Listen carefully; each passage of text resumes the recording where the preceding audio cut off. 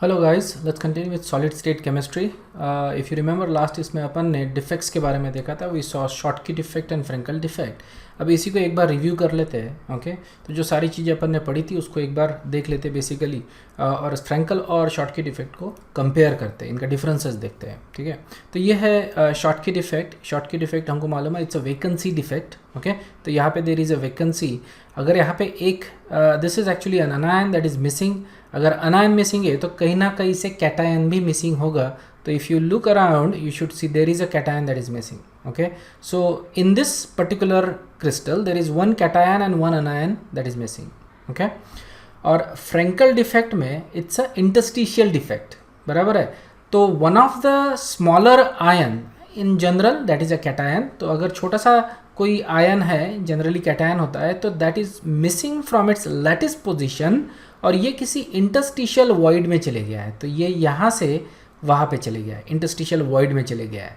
तो इसके वजह से डिफेक्ट क्रिएट हुआ है, इसको अपन बोलते हैं Frenkel defect. Okay, Schottky defect is a vacancy defect, Frenkel defect is a interstitial defect, और इन्हीं के वजह से इनकी प्रॉपर्टीज़ डिसाइड होती है। तो यही हमको समझना है। ओके, सो ध्यान में रखना, यहाँ पे शॉटकी डिफेक्ट में oppositely charged ions are missing. दोनों के दोनों आयन मिसिंग होते हैं। ओके, यू कैन सी यहाँ से पॉजिटिव आयन और यहाँ से नेगेटिव आयन इज मिसिंग, और यहाँ पे ये पॉजिटिव आयन अपन इसको पॉजिटिव बोल देंगे क्योंकि जनरली कैटायंस आर स्मॉलर। तो smaller ions are displaced at interstitial void और इनटू द इंटरस्टिशियल वॉइड। ठीक है, तो ये जो केस है इसमें cation is not completely missing, it is just there, इसका लोकेशन चेंज हो गया है। और यहाँ पे कैटायन और अनायन दोनों के दोनों मिसिंग है कम्प्लीटली। ओके, तो इसकी वजह से क्या हो रहा है कि vacancies are formed in stoichiometric units. मतलब एक कैटायन और एक अनायन मिसिंग है, इसलिए इसको स्टोइक्योमेट्रिक डिफेक्ट बोल रहे हैं अपन, इजंट इट। उसी तरह से अगर 10 कैटायन मिसिंग है तो 10 अनायन भी मिसिंग रहेंगे। Okay, and vice versa. तो जितने पॉजिटिवली चार्ज आयंस मिसिंग है उतने ही निगेटिवली चार्ज आयंस मिसिंग रहेंगे, and that is what we call as a stoichiometric units में डिफेक्ट्स क्रिएट हो रहे हैं। ओके, इस केस में वैसा नहीं रहेगा, nothing is missing, isn't it. सिर्फ डिस्प्लेस हो चुके हैं आयंस, इसलिए ये सिर्फ वैकेंसी क्रिएट कर रहा है जहाँ पे आयन था। ओके, वहाँ पे एक वैकेंसी क्रिएट हो गई है। शॉटकी डिफेक्ट में जो डेंसिटी होती है क्रिस्टल स्ट्रक्चर की वो डिक्रीज हो जाती है, क्योंकि देखो साइज जो है इसका वही है। Okay, so volume is same लेकिन मास कम हो गया क्योंकि there is a cation and अनायन that is missing from the lattice position. तो डेंसिटी डिक्रीज हो जाएगी। और फ्रेंकल डिफेक्ट में डेंसिटी रिमेन्स अनचेंज, डेंसिटी में कोई भी चेंज नहीं आएगा। ओके, तो शॉटकी डिफेक्ट कब दिखेगा अपने को? जब कैटायन और अनायन सिमिलर साइजेस के हैं। ओके, जब दोनों का साइज सेम है तो हमको शॉटकी डिफेक्ट दिखेगा। लेकिन फ्रेंकल डिफेक्ट ये तब दिखेगा जब one of the ion is big. Okay, तो इनके साइजेस में बहुत ज़्यादा डिफरेंस रहेगा। जैसे cation is very small and anion is very big, तो उस केस में cation can go into the interstitial void. Okay, इस केस में cation cannot go into the interstitial void. तो यहाँ पे cation is going to be completely missing, at the same time anion is also completely missing. Alright, और यहाँ पे क्या हो रहा है, सिर्फ जो छोटा आयन था, and I am again saying that is generally a cation that is smaller, तो ये अपने लैटिस पोजीशन से किसी और इंटरस्टिशियल वॉइड में चले गया है। ओके, देन एग्जांपल्स देख लो इसके। एग्जांपल्स में NaCl, KCl, CsCl, KBr। तो यहाँ पे ये जो आयंस है cation as well as ion, इनके साइज में बहुत ज़्यादा डिफरेंस नहीं है। ओके, ऑब्वियसली थोड़ा वो डिफरेंस रहेगा, बहुत ज़्यादा डिफरेंस नहीं है। ओके, और यहाँ पे अगर देखेंगे अपन फ्रेंकल डिफेक्ट में ZnS, AgCl, AgBr, AgI, तो यहाँ पे अगर तुम देखो तो जो कैटायन है that is very small. Remember, यहाँ पे कैटायन जो ले रहे हैं अपन, ये जनरली D ब्लॉक एलिमेंट ले रहे, और अनायन जो आ रहा है okay that is a big ion. Okay, तो यहाँ पे देखो क्लोराइड, ब्रोमाइड, आयोडाइड। तो जैसे अगर मैं ये देखता हूँ तो यहाँ पे इस केस में फ्रेंकल डिफेक्ट दिखने के ज़्यादा चांसेस है, बिकॉज अनायन बहुत ज़्यादा बड़ा है और कैटायन छोटा है। And as compare to that AgCl में फ्रेंकल डिफेक्ट दिखने के चांसेस कम रहेंगे, AgI में ज़्यादा रहेंगे। ओके तो इस तरह से अपन फ्रैंकल और शॉटकी डिफेक्ट को डिस्टिंग्विश करते हैं।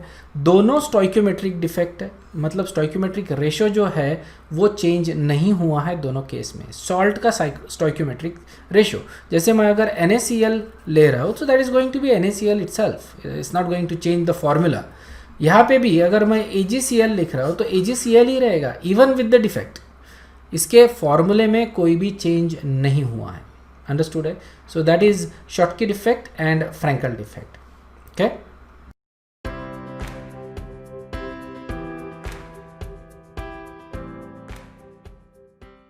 तो अब हम देखते हैं नॉन स्टोइक्योमेट्रिक डिफेक्ट।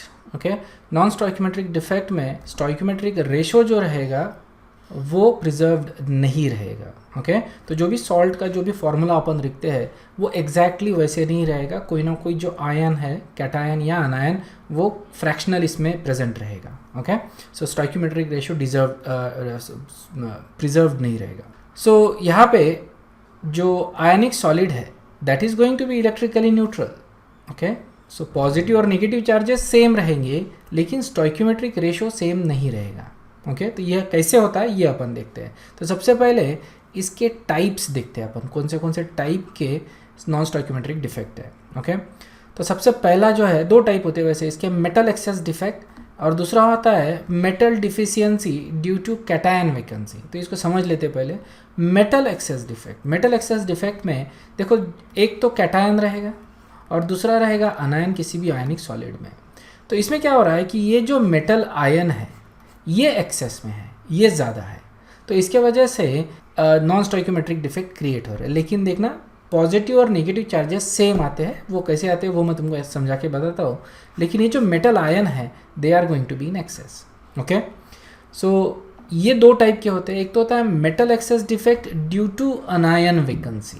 ओके तो मेटल एक्सेस में क्यों हो सकता है ये समझ लो। तो मेटल एक्सेस में दो वजह से हो सकता है, या तो अनायन ज़्यादा है या तो अनायन कम है या तो कैटायन ज़्यादा है, इजंट इट? तो या तो अनायंस कम हो गए तो मेटल ज़्यादा हो जाएंगे और दूसरा या तो कैटायन ज़्यादा हो गए तो ऑब्वियसली कैटायन ज़्यादा रहेंगे। तो इस तरह से दो तरीके हो सकते हैं जिससे मेटल एक्सेस में रह सकता है। ओके तो पहला रीज़न देख रहे हैं अपन ड्यू टू अनायन वैकेंसी, मतलब अनायन कम है, और दूसरा होता है कि मेटल ही ज़्यादा है। अब मेटल ज़्यादा है तो ये तो लैटिस स्ट्रक्चर में कहीं नहीं जा सकता ना, तो लैटिस जो उसके पोजीशंस है, लैटिस पॉइंट्स, वहाँ पे ये मेटल एक्सेस वाला बैठ नहीं सकता क्योंकि सारे पोजीशंस ऑलरेडी ऑक्यूपाइड है। ओके तो ये जो मेटल रहेगा एक्सेस वाला ये कहा जाएगा इंटरस्टिशियल वॉइड में जाके बैठेगा। तो इसको अपन बोल रहे हैं metal excess defect due to interstitial cation. Okay ये अपन एग्जांपल से जब बताऊंगा तो और ज़्यादा क्लियर हो जाएगा। But remember metal excess defect दो टाइप के, एक तो अनायन ज़्यादा है, ओके अनायन ज़्यादा है, अनायन कम है, अनायन की वैकेंसी है जिसके वजह से मेटल एक्सेस डिफेक्ट हो गए। यहाँ पे सारे लैटिस पॉइंट्स ऑक्यूपाइड रहेंगे, सिर्फ कुछ जो लैटिस पॉइंट्स रहेंगे वहाँ से anion is going to be missing. Okay now second case में all the lattice positions are occupied, उसके अलावा कुछ मेटल आयंस ज़्यादा के आ गए उस लैटिस स्ट्रक्चर में, तो ये जो मेटल आयंस रहेंगे ये इंटरस्टिशियल वॉइड्स में जाके बैठेंगे, इसलिए ये सेकंड टाइप अपना बन रहा है metal excess defect due to interstitial cations. देखो ये नाम्स ध्यान में रखने की ज़रूरत नहीं है, तुमको समझना है सिर्फ। ओके तो दो तरह से हो रहा है, तो doesn't have to, you don't need to memorise कि ये दो कैटेगरीज है और इसमें सब कैटेगरीज है, ये क्लासिफिकेशन मेमोराइज करने की ज़रूरत नहीं है, सिर्फ समझ लो कि ये दो तरीके हैं। और जो मेटल एक्सेस डिफेक्ट है इसमें दो तरीके हैं, एक तो अनायन की कमी हो सकती है या तो कैटायन की बढ़ती हो सकती है, ज़्यादा हो सकती है कैटायंस। ओके तो इसमें सेकंड वाला जो है that is metal deficiency due to cation vacancy. Okay और यहाँ पे कैटायन की वैकेंसी हो रही है, कैटायन कम है, जैसे यहाँ पे अपन बोल रहे हैं अनायन वैकेंसी है, वैसे यहाँ पे कैटायन की वैकेंसी हो सकती है। कैटायन की वैकेंसी से जो डिफेक्ट बनते हैं वो थोड़े कम होते हैं, लेकिन मैं तुमको एग्जांपल दे दूंगा। ओके सो सबसे पहले अपन देखते हैं ये वाला, okay metal excess defect due to anion vacancy.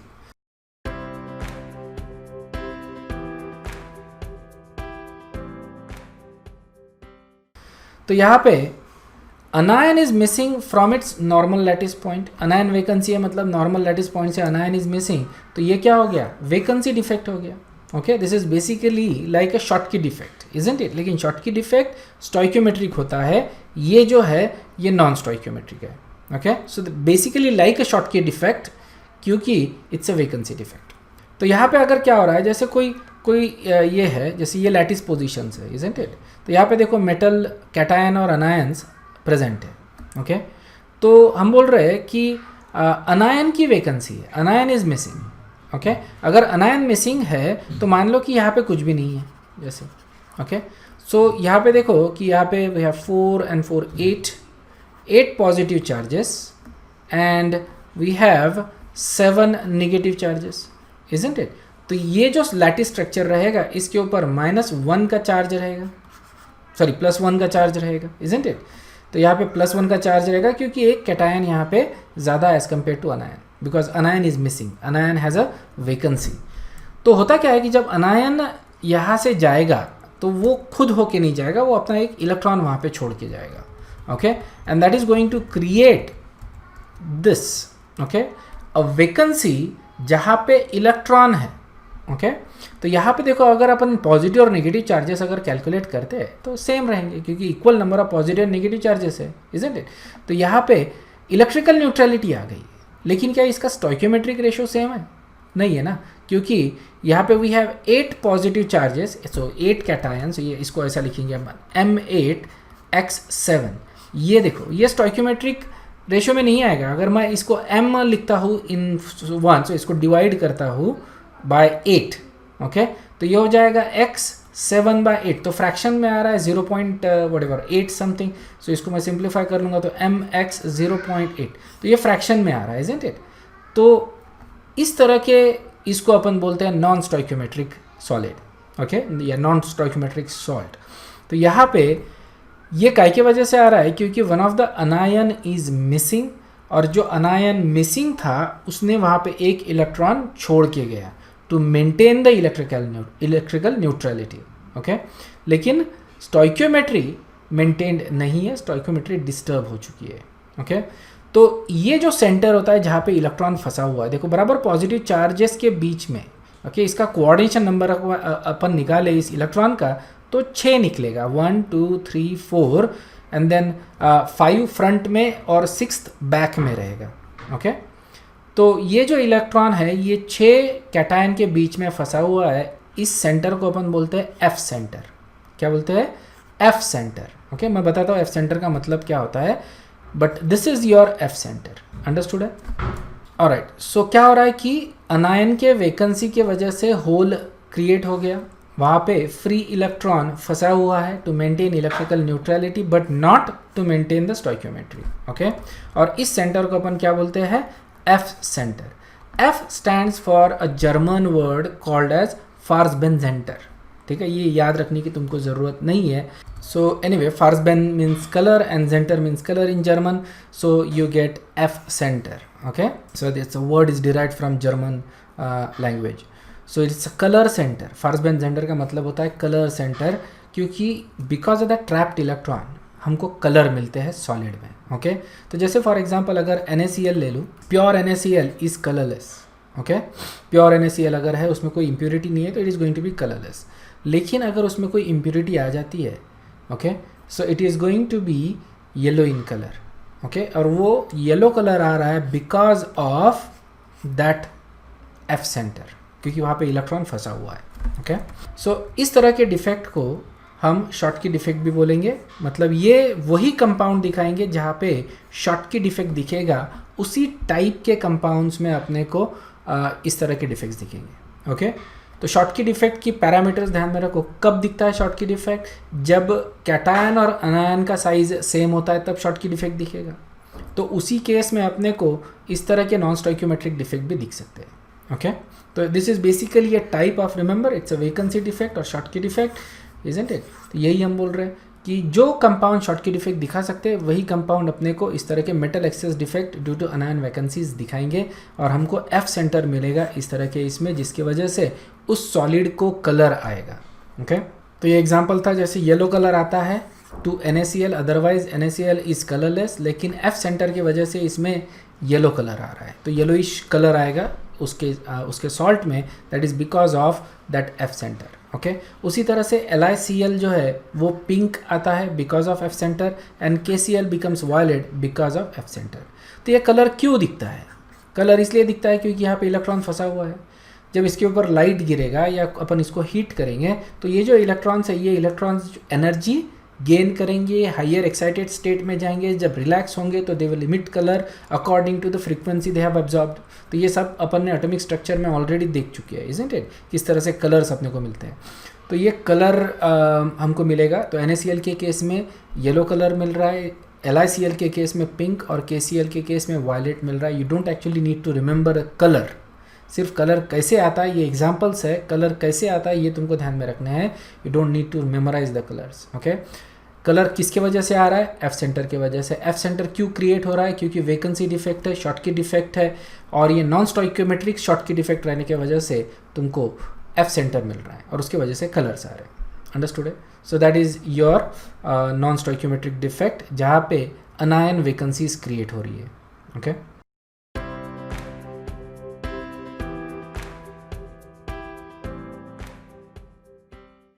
okay, so now the next type of defect is metal excess defect due to interstitial cation.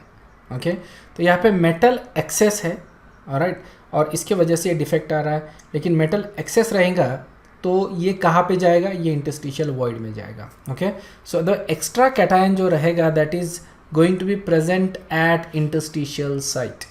तो ये हो क्या हो गया? Frankel defect, it's a interstitial defect। यहाँ पे देख लो, Frenkel defect. Okay, so it's a type of Frenkel defect. तो यहाँ पे देखो, अगर एक मेटल कैटायन अगर आ जाता है एक्स्ट्रा, जैसे ये है example, so we have cations and anions, और यहाँ पे ये मेटल जो है, मेटल कैटायन वो एक्स्ट्रा आ गया है। ओके, ये ड्यूरिंग फॉर्मेशन आता है, जैसे सॉल्ट फॉर्म हो रहा है उसी दौरान कोई एक्स्ट्रा मेटल जो है वो इंटरस्टिशियल वॉइड में फंस जाता है। अगर ऐसा रहता है तो इसके ऊपर फिर से पॉजिटिव चार्ज आता है। Remember we talking on metal excess defect. Metal excess defect में अगर उसको काउंटरैक्ट करने के इलेक्ट्रॉन नहीं आएगा तो it is going to have a positive charge. Okay, तो सिर्फ अगर मेटल एक्सेस में रहता है तो इस सॉलिड के ऊपर पॉजिटिव चार्ज आता। ओके, लेकिन ऐसा नहीं होगा क्योंकि these are electrically neutral compounds, right. तो यहाँ पे इंटरस्टिशियल वॉइड में कोई मेटल आ गया तो उसी के आजू बाजू में किसी इंटरस्टिशियल वॉइड में कोई इलेक्ट्रॉन आके फंस जाएगा। Okay, so you gonna have a cation at interstitial void and there is going to be an interstitial electron as well. तो एक कैटायन अगर आता है इंटरस्टिशियल वॉइड में तो एक इलेक्ट्रॉन भी आएगा इंटरस्टिशियल वॉइड में। ओके, तो ये हो सकता है कि ये जो मेटल आया था उसी ने ये इलेक्ट्रॉन दिया हो और ये इलेक्ट्रॉन यहाँ पे आके फंस गया है, तो you got a metal cation और electron at the same time. Okay, तो ये ड्यूरिंग फॉर्मेशन होता है, ध्यान में रखना।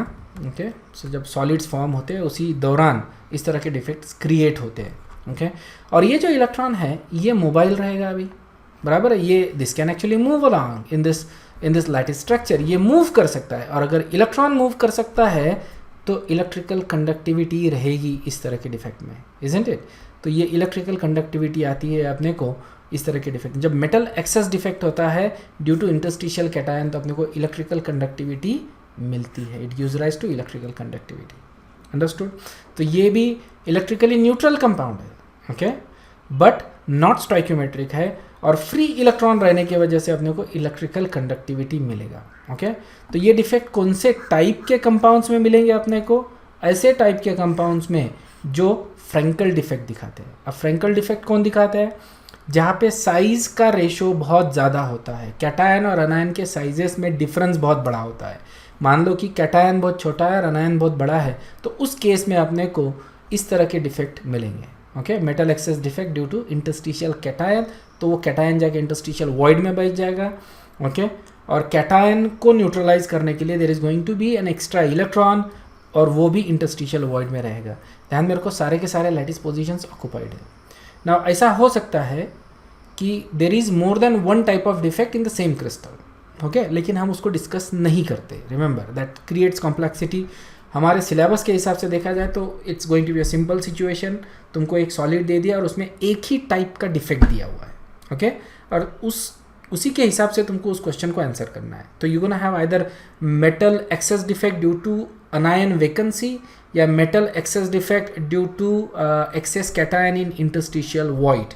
ओके, तो इस तरह से तुम को दो में से कोई भी डिफेक्ट उसमें दिखा सकते हैं। इसका एग्जांपल देख लो, जिंक ऑक्साइड, इसमें metal excess defect okay due to presence of cation at interstitial void. ये बहुत कॉमन होता है क्योंकि जिंक छोटा है ओके और ऑक्साइड आयन बड़ा है ओके। तो यहाँ पे जनरली जो जिंक ऑक्साइड होता है that is white in colour, ये वाइट कलर का पाउडर मिलता है जिंक ऑक्साइड ओके। बट अगर मैं इसको हीट करूँ तो it becomes yellow, so it changes its colour from white to yellow upon heating. ये इसलिए हो रहा है क्योंकि वैकेंसीज क्रिएट हो, डिफेक्ट्स क्रिएट हो रहे हैं, इस तरह के इंटरस्टिशियल डिफेक्ट या फ्रेंकल डिफेक्ट्स क्रिएट हो रहे हैं और उसके वजह से इसका कलर चेंज हो जाएगा येलो ओके। तो ये रिएक्शन के तौर पे अपन इस तरह से दिखा सकते हैं कि जिंक ऑक्साइड को मैंने हीट किया, so it becomes zinc ion, oxygen gas create हो गया, ये निकल गया ओके। देखो अनायन अभी चले गया, तो ये जो एक्सेस वाला जो कैटायन है वो कहाँ जाएगा, ये जाएगा इंटरस्टिशियल वॉइड में okay. Eight the same time देखो इलेक्ट्रॉन्स भी आ रहे हैं, ये इलेक्ट्रॉन्स किसके पास से आए, ये ऑक्सीजन ने दिए हुए इलेक्ट्रॉन्स है ओके। ये इलेक्ट्रॉन्स यहाँ से एस्केप नहीं हो सकते, ये भी ट्रैप हो जाएंगे इंटरस्टिशियल वॉइड में। सो दो positive charge at the same time दो नेगेटिव चार्ज उसमें क्रिएट हो गए, तो इलेक्ट्रिकल न्यूट्रलिटी मेंटेन हो गई। लेकिन इस सॉलिड का फॉर्मूला चेंज हो गया ओके। तो यहाँ पे देखो the formula becomes Zn 1 + x okay O alright. ये x जो है this is the number of defects okay, इसमें कितने डिफेक्ट्स है ये उसके हिसाब से ये डिफेक्ट्स क्रिएट हो रहे हैं ठीक है। तो इसका ये फॉर्मूला बन जाएगा जिंक ऑक्साइड का। सो ये नॉन स्टोइकियोमेट्रिक फॉर्मूला, इसलिए इसको अपन नॉन स्टोइकियोमेट्रिक डिफेक्ट बोल रहे हैं। क्लियर है? So I hope this is understood. इस तरह से हम डिफेक्ट्स देखते हैं।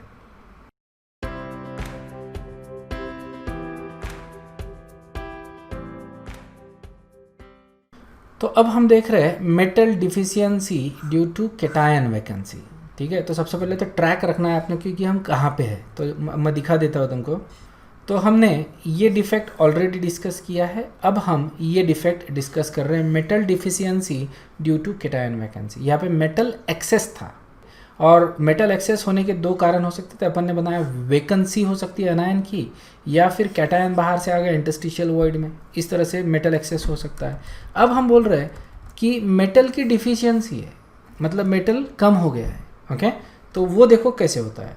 तो यहाँ पे cation is missing from its normal lattice point, मतलब ये वैकेंसी डिफेक्ट हो गया, मतलब ये शॉटकी डिफेक्ट का टाइप हो गया, इजंट इट। तो यहाँ पे चार्जेस बैलेंस करना पड़ेगा अपने को, वो एक इशू है। जैसे कोई मेटल है that is missing from its normal lattice point, तो पॉजिटिव चार्जेस कम हो जाएंगे, इजंट इट। अब पॉजिटिव चार्जेस कम करने के लिए हमारे पास दो रास्ते हैं। एक तो कि बाहर से कोई अनायन को भी मिसिंग कर दो, मतलब जितने पॉजिटिव चार्ज गए उतने ही नेगेटिव चार्ज भी निकाल दो। तो इसमें कोई खास बात नहीं होगी क्योंकि it will just be a Schottky defect, isn't it? जो अपन ने ऑलरेडी डिस्कस कर चुके, just create a Schottky defect, क्योंकि cation is also missing, anion is also missing. लेकिन यहाँ पे अपन बोल रहे हैं कि anion can not be missing because it is a metal deficiency defect okay, non stoichiometric defect है, isn't it? अगर कैटायन भी मिसिंग है और अनायन भी मिसिंग है ऑलराइट, तो it will create a stoichiometric defect. लेकिन हम डिस्कस कर रहे हैं non stoichiometric, that means अनायन can not be missing okay. So metal की ही कमी है बेसिकली। तो देखो किस तरह से होता है कि अगर मान लो कोई चार्ज कम हो गया, मतलब मेटल आयन कम हो गया, उसकी वजह से पॉजिटिव चार्ज कम हो गया, तो पॉजिटिव चार्ज बढ़ जाएंगे किसी और मेटल आयंस के ऊपर, तो जो बचे हुए जो मेटल आयंस है that will gain some positive charge okay. तो पॉजिटिव चार्जेस क्रिएट हो जाएंगे बचे हुए मेटल्स के ऊपर। तो देखो इस तरह से ये होता है। तो मान लो कि ये अपना लैटिस स्ट्रक्चर है ठीक है ना, और यहाँ से कोई मेटल आयन जो है दैट इज मिसिंग ओके, मतलब एक पॉजिटिव चार्ज कम हो गया ओके। तो यहाँ पे देखो ये वाले मेटल ने एक पॉजिटिव चार्ज अपना बढ़ा लिया है। तो ओवरऑल अगर आप देखोगे तो there is a equal number of positive and negative charges. तो ये मेटल अभी भी, मतलब ये क्रिस्टल अभी भी इलेक्ट्रिकली न्यूट्रल है, but there is a vacancy okay. और वैकेंसी तो क्या हुआ कि जो वैकेंसी क्रिएट हुई जिसके वजह से पॉजिटिव चार्जेस कम हो गए, तो एट द सेम टाइम कोई और पोजीशन पे कोई और मेटल अपने पॉजिटिव चार्जेस बढ़ा देगा। जितनी वैकेंसीज क्रिएट हुई है उतने पॉजिटिव चार्जेस बाकी जगह पे बढ़ जाएंगे, जिसके वजह से it is going to be electrically neutral. जैसे फॉर एग्जांपल एक एग्जांपल दे देता हूँ मैं कि मान लो कि these are Fe2+ and Cl whatever FeS-, ठीक है ना, इस तरह से अपन ले रहे हैं। FeS का ये लैटिस स्ट्रक्चर है, ओके। तो ये जो पॉजिटिव चार्जेस है दीज आर ऑल Fe2+। तो यहाँ से Fe2+ अगर मिसिंग है मान लो, okay, so this is going to be Fe2+ that is missing यहाँ से, तो ये चले गया। तो इसके वजह से दो पॉजिटिव चार्जेस डिक्रीज हो गए, ओके। तो क्या होगा कि जो बचे हुए जो मेटल कैटायंस है Fe2+ आयंस है उनके ऊपर Fe3+ आ जाएगा, ठीक है ना। इफ़ यू काउंट, ओके, तो ये सारे +2 ही है और ये सारे 2- है। अगर आप काउंट करोगे अभी तो it should have equal number of positive and negative charges. तो ये मेटल एटम ने जो चार्जेस कम होते हैं वो बैलेंस करती है by increasing their own charge, understood है। तो इस तरह से ये बैलेंस होते हैं चार्जेस। तो that is what I wanted to show you. So as a result of this kind of defect, तो ये जनरली कौन दिखाएंगे, this is exhibited by transition metals, क्योंकि ट्रांजिशन मेटल्स की एक खास प्रॉपर्टी होती है, वो होती है वेरिएबल वैलेंसी। वेरिएबल वैलेंसी दिखाते हैं मतलब मल्टीपल वैलेंसीज दिखा सकते हैं। तो इस तरह के जो डिफेक्ट है वो ट्रांजिशन एलिमेंट्स ही दिखा सकते हैं, okay, because they can have more than one valency. तो इस तरह से वो पॉजिटिव चार्जेस जो है वो एडजस्ट कर लेते हैं, ओके। यहाँ पे एग्जांपल देता रहे अपन, जैसे FeO ले रहा हूँ मैं, तो मैंने आयरन सल्फाइड लिया था, but you can go with FeO। Sulphur और ऑक्सीजन दोनों सेम ग्रुप में है। तो यहाँ पे देखो FeO का स्टोइक्योमेट्रिक जो रेशो बनता है दैट इज़ Fe 0.95O, ठीक है। So it's a non stoichiometric compound. अब Fe का इस तरह का रेशो क्यों आ रहा है, क्योंकि some of the Fe2+ ions are missing. तो क्या होगा कि जो बाकी के जो Fe2+ आयन है वहाँ पे सारे के सारे Fe2+ नहीं रहेंगे, उसमें से कुछ Fe3+ रहेंगे, इस तरह से कि ये जो पॉजिटिव चार्ज डिक्रीज़ हुआ है वो बैलेंस हो रहा है, इस तरह से कि जो पॉजिटिव चार्ज डिक्रीज़ हुआ है वो बैलेंस हो गया है, okay. So you gonna have some of them are as Fe3+ ion, ठीक है। अक्सर इस तरह के डिफेक्ट्स कैलकुलेट करने को बोला जाता है, specifically in JEE, not in NEET, लेकिन JEE में इस तरह के क्वेश्चंस पूछते हैं कि तुमको दे दिया है स्टोइक्योमेट्रिक रेशो और तुमको बोला है परसेंटेज निकालो डिफेक्ट का, इस तरह से। तो वो अपन देखेंगे जब प्रॉब्लम्स देखेंगे अपन, तो किस तरह से ये डिफेक्ट्स निकाले जाते हैं वो भी देखेंगे, okay.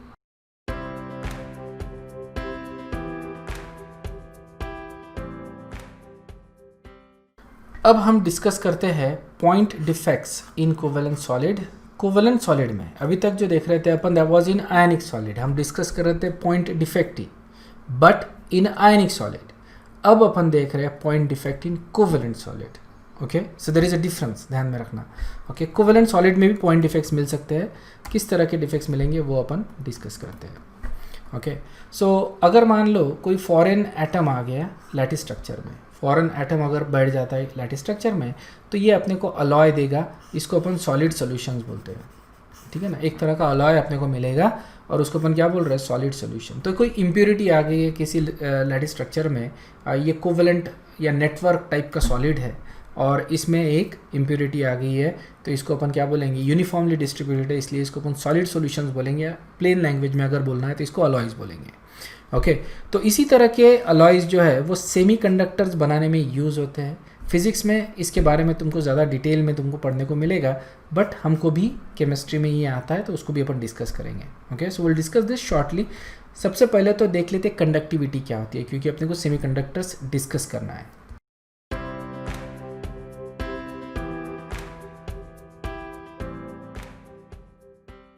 Okay. So let's discuss electrical properties of solids. तो तीन तरह के सॉलिड्स होते हैं, ओके।